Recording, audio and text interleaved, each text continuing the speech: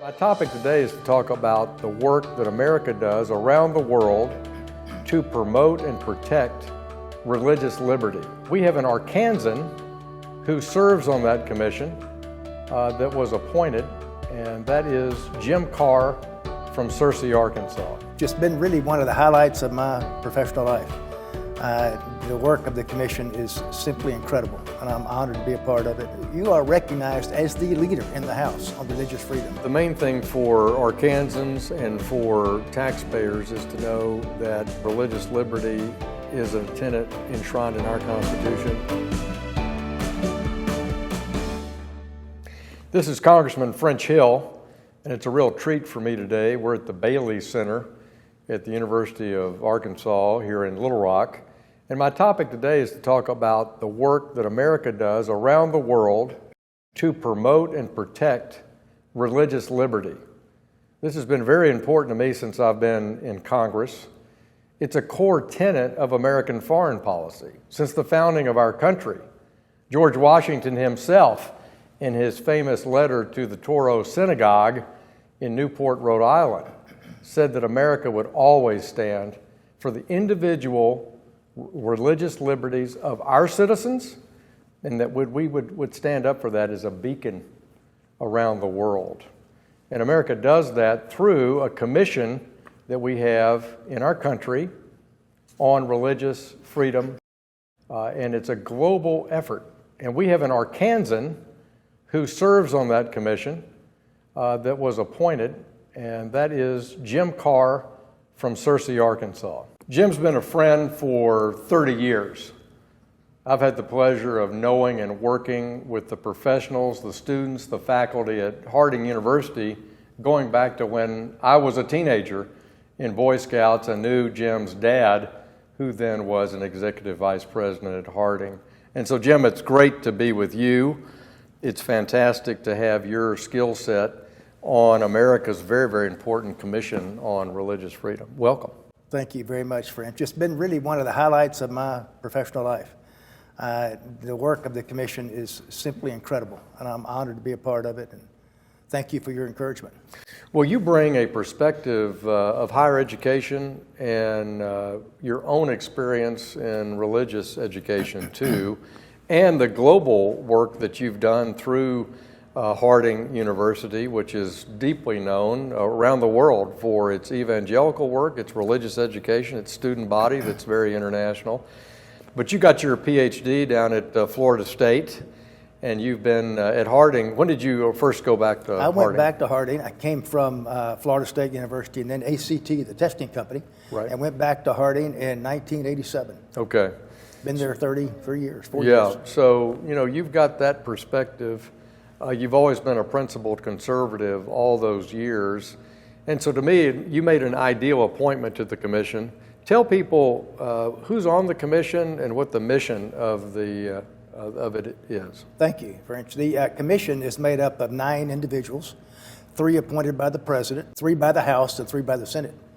And so the president's party, most of the time, has 5 of the appointments, and the other party has 4. I've been a part of maybe 200 votes. And I maybe remember a handful that weren't 9-0. Right. Religious freedom is an issue across the political spectrum. Well, it's been important to Congress for years. Members of both sides of the aisle have prized that tenet in our Constitution, in the Bill of Rights for American citizens, but we've extended it, as I said a few minutes ago, to our global foreign policy. President Reagan reminded us that religious liberty is a first tenet of American foreign policy, and I've seen that firsthand. You know my work in promoting religious liberty for Christians in Egypt. The Coptic people in Egypt, about 15% or so of the population, were one of the earliest Christian churches. That church, the evangelist there was St. Mark that traveled to Egypt. Of course, the Holy Family was in Egypt, and so there's been a Christian presence in Egypt since Christianity. But Egypt is a Muslim nation, and so there's been a culture of impunity there for many, many years where those Coptic Christians have been persecuted. And the irony of that is that the word Coptic means Egypt. And so these were the original people. And I like some things that Egypt has done. For example, President El-Sisi has rebuilt churches. He's giving money now to preserve synagogues, some of the ancient Jewish sites in Egypt. And the Protestant church is growing in Egypt. And so President Sisi at the top has said the right things, and that's helped our relations between Egypt and the United States. But this culture of impunity has still caused the State Department to rate Egypt on a list that requires more scrutiny. And for our taxpayers, you have to understand that when someone's not doing right for religious liberty, we withhold American aid, military aid, or even foreign assistance aid, which is the way I think it should work. Yeah, I do too. And President Trump did an outstanding job in that area, and Biden has continued to do that. Right. But our commission is concerned about religious freedom for Hindus and Muslims and people of all faiths. Right. But I'll tell you, what's happening to Christians around the world now is absolutely astounding. And you and I are both Christians, and right. it is just absolutely amazing how they've been treated. And I think that doesn't always connect with people. They don't presume that the most persecuted religion right now on the planet are Christians. Mm-hmm. But it's a fact. We read more about the horrible, and we'll talk about this, I'm sure, the horrible concentration camps and the persecution of the Uyghurs in China, or the Buddhists in Tibet under China's thumb. But when you look at the State Department statistics and you look at the countries around the world, you find that, in fact, Christians are the most persecuted religion now. And so that's what got me interested in this work I've done in Egypt, and we are making progress. President Trump and I personally have talked about the Copts in Egypt. President Trump raised it at my request with President El-Sisi in the Oval Office. We've made it clear, and we have a bipartisan view on this in the Congress and in the executive branch, and that's been good. And that's what I think the work of your commission makes so important. Recently, in connection with your work, the State Department also releases an annual report on the state of religious liberty around the world. Who's doing better and who's doing worse in this most recent I'm one? glad you brought that. I want to say, first of all, we have our commission meetings once or twice a month. And 3 names always come up in the commission meetings. On the Senate side, it's Marco Rubio and Tom Cotton. And on the House side, it's French Hill. You are recognized as the leader in the House on religious freedom, so thank you very much for that. Well, it is important work. Our work on religious liberty together and with our allies keep Americans safer. Mm-hmm.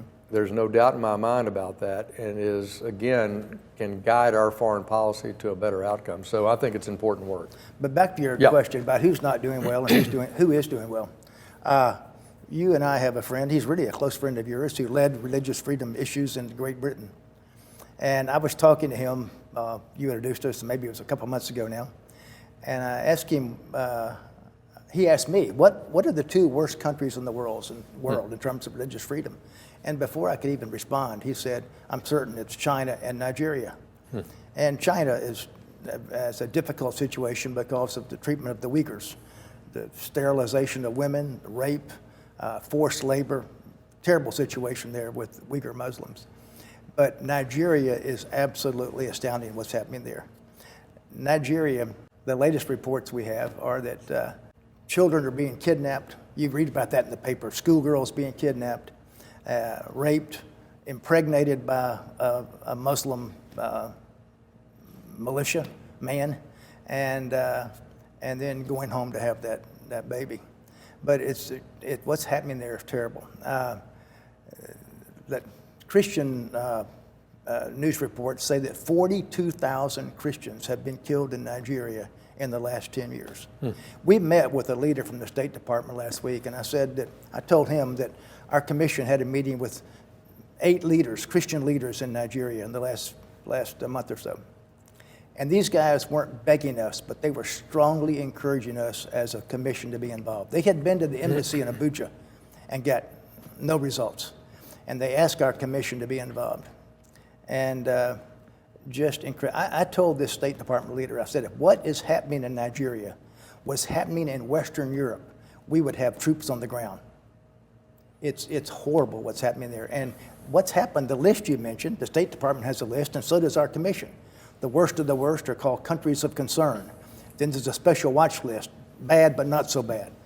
Last year, the State Department had Nigeria on the worst of the worst. This year, they're completely disappeared. Nigeria is the largest country in Africa, and to have it destabilized by religious warfare, internal religious conflict, has huge economic, and humanitarian challenges if it goes the wrong way. Do you all share that concern? Oh, absolutely. And we have wondered as a commission why, several of us talked about this, why did the State Department completely remove Nigeria and said basically things are okay there? It's a very sad situation. I may have told you last time we visited, one of the saddest reports I have received from Nigeria is a young boy was asked to deny his faith in Christ. And I think he was 15. He did not do it, so they cut his hand off. Asked him one more time to deny his faith. He would not do it, so they cut him at the elbow, cut his arm off. And the third time they asked him, they put 2 bullets in the back of his head. Horrible, Yeah. And that's happening time and time again across that country. It's just abysmal what's going on there. I've talked to the nonprofits in the United Kingdom intimately working in Nigeria. I think they share your view. I hope in Congress we can take leadership from you to question the Biden State Department as to why they would take Nigeria off the worst of the worst list, because I share your concern there. And to your point about China, look, with our allies, we can counter China's influence in the emerging world, whether it's in Nigeria or the Congo or South America, and our democracies can do that. But what do we have to do? We have to be consistent in our economic message, our diplomatic message, and our defense of religious liberty. Mm-hmm. And that's why this commission's important. But pivot from that to talk about the ministerial that President Trump and Secretary Pompeo created. I think it's 32 countries, including the United States, that appoint ambassador-level leaders to work with the commission to promote religious liberty. Connect those dots, because those countries can help deliver that kind of message to the government in Nigeria, for example. They've had 2 ministerials during the Trump administration. And it's incredible what they've done. And Sam Brownback, former Kansas, I think, senator, correct, was appointed the ambassador at large for religious freedom, and staffed it. And the Trump administration really did a good job of serving the religious freedom issues around the world. And I must admit that Biden has carried on. Right. He's recently just appointed his own religious freedom envoy, who was confirmed by the Senate last week. Just in the last couple of days. Yeah, it really has. And so he's still got an appointment to make that's critical, even on our commission. But he's continued that work. But it all started under President Trump. Right. Now, you ask about countries that were struggling. I might also add that Russia has a difficult situation. For some reason, this country is frightened to death of a group of Jehovah's Witnesses. And Jehovah's Witnesses in Russia are 0.001% of the population. And these guys, because they're a member of that faith, they're imprisoned for huge numbers of years. And it's horrible the way they've treated that religious group. China, we mentioned, is a difficult situation. But I was in China just a few years ago, and a friend of mine pointed a former Protestant church to me. And on the front now, it says, the Church of Good Luck. And so China's been not only tough on Uyghurs, but tough on Christians. We've seen it in worship has been more limited. It's been controlled by the government, but controlled by the Chinese Communist Party. So not only do you have the persecution of religious minorities and re-education concentration camps, as in the case of the Uyghurs, but you also have the church under attack, the Protestant church, the Roman Catholic Church, that was growing throughout the country and had a modicum of local control and local freedom. We've seen real persecution of the church in Hong Kong since the the Chinese Communist Party has abrogated their treaty with Great Britain and taken over Hong Kong. Who's doing a good job? Yeah, French. I was going to Yeah. say that. I want to finish. Yeah. Let's talk about the positive just a minute. And you mentioned Egypt a while ago. Egypt is spending money, federal money, to improve the synagogues and Protestant churches in Egypt. A little country called Eritrea, which is got their freedom 30 years ago. Ethiopia runs parallel to Ethiopia on the eastern coast of Africa. They released 250 prisoners this year who were in prison because of their for religious reasons. There's several countries that are improving, and I give this commission credit and President Trump credit for the great work they've done in emphasizing that in all relations with these governments. Just been incredible that there are improvements. Now, Afghanistan's a very difficult situation, but there's another country that over there that's Sudan. Sudan, they were completely removed from our list. We saw great things happening there. Now there's been a military takeover there, so we're watching it very carefully. But Sudan has done a good job. Well, I think the main thing for Arkansans and for taxpayers is to know that, number one, religious liberty is a tenet enshrined in our Constitution. We extend that when we're working with other countries, allied countries, and countries that are even considered adversaries. And we always lead with that issue. But the other thing is to know that there are people like you who are working as a volunteer effectively to help carry that message and build international consensus about that point. What country besides the U.S. in the ministerial do you think is the most active in supporting this religious freedom and belief? Our friends from Great Britain are very involved in that. And most democracies are interested in that. Right. I think they're making a difference. There is some progress being made in spite of the negatives you hear.